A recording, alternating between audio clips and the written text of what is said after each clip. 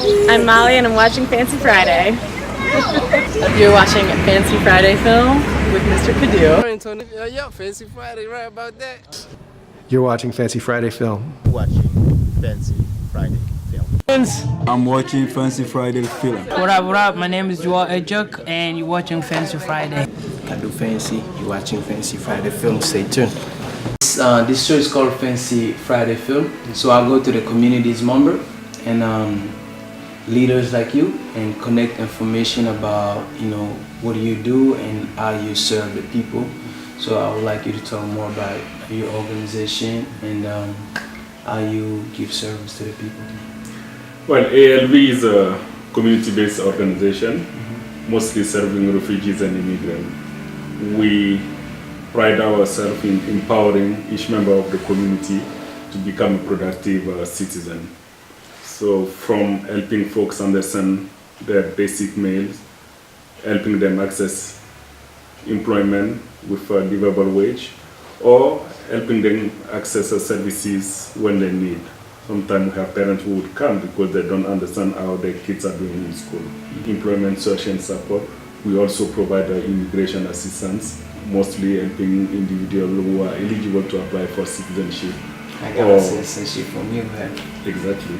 Or adjust their status, apply for the green card, or petition when they are eligible to apply for citizenship. And also petitioning for family members when they are trying to reunite with their loved one who are still living overseas. So, because it's African Association living in Vermont, do you get to work with other organizations outside of African? I mean, do some Americans get involved? Does other like Nepali, other refugee from parts of the world is involved in your organization? Well, the name of the organization stemmed from the first group of African immigrants who came here. They started this organization so they can support each other and provide the right information to each other. But over time we have grown and we were able to go beyond the African community, serve other newcomers. So the same way we were helped as African when we were first resettled, we thought that by opening our door, by also lending our hand to other comers, we can build a much safer and better community. So as of 2008, we served beyond the African community and started providing services to the new groups that were coming, mostly from Asia, like the Bhutanese, the Burmese, the Iraqi, and we are still up to today providing this type of support to more than not only the African group, but beyond the African group, we are serving anyone who could benefit from our services. We have seen American-born citizens coming to us looking for support, or folks from South America coming to us, or East Europe, like Russia or Bosnia coming to us for services. So I just want to know, you're the director, right? Yes. How many members work here? We are 12 full-time staff here at the And because when I'm gonna get this show, I'm gonna put it online in the communities, and I'm gonna make sure other organizations get to see this, to see what you guys do. So one thing I want to know is if there are people in the community that want to volunteers or want to get involved. African Association in Vermont, what do they have to do? Like, what kind of qualification do they need in order to come serve, or in order to work for the African Association? Well, we welcome anyone who would be willing to serve and support the community. Usually we would appreciate if they can stop by our office or just give us a call to inquire about the services, and we can share with them on what our needs are and learn from their skill set, so we can pair them with the right group or individual who are in need of support, or even volunteering here at the office.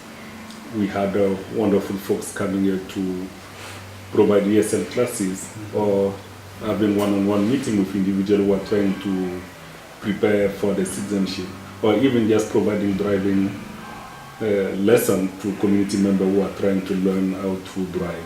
One of the last questions I have is, say like, because we live in Vermont, and then a lot of, I mean, I'm just talking based on experience, you know, like in the past we were with friends in the car and get in a little accident that we didn't know how to react to it.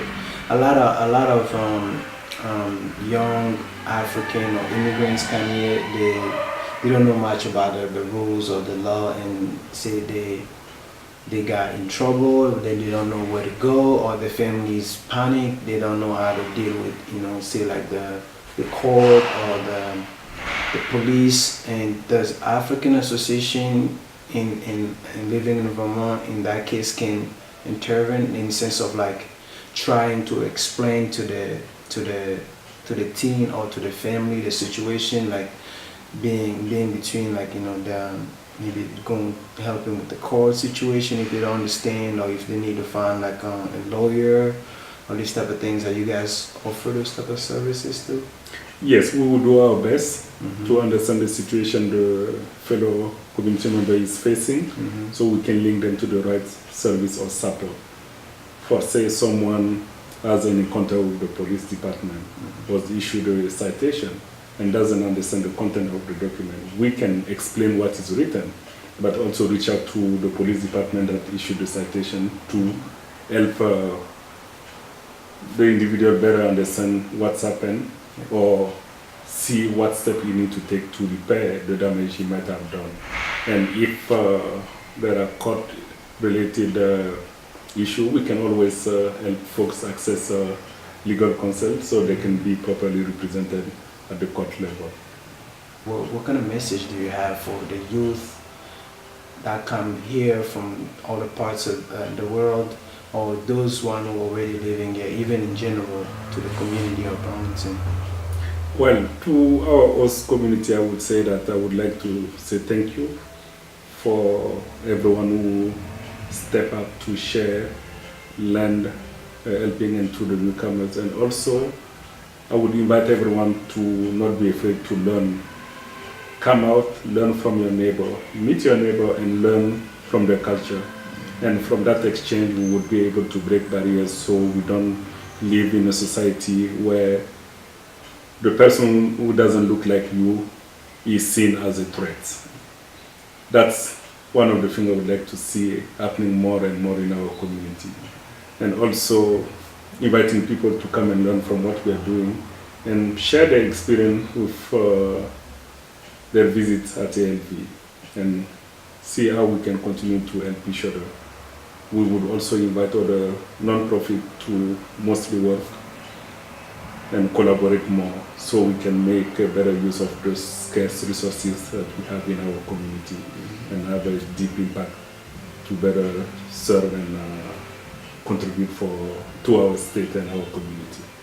But we are looking to run some fundraising activities so we can support some of our programs, mostly our skill training program, and we will keep the community posted when this comes up so they can also participate. So I call him Tonton Jacob. Well, Tonton Jacob, thank you. I appreciate your time. Thank you so much for your work and hard dedication to the community.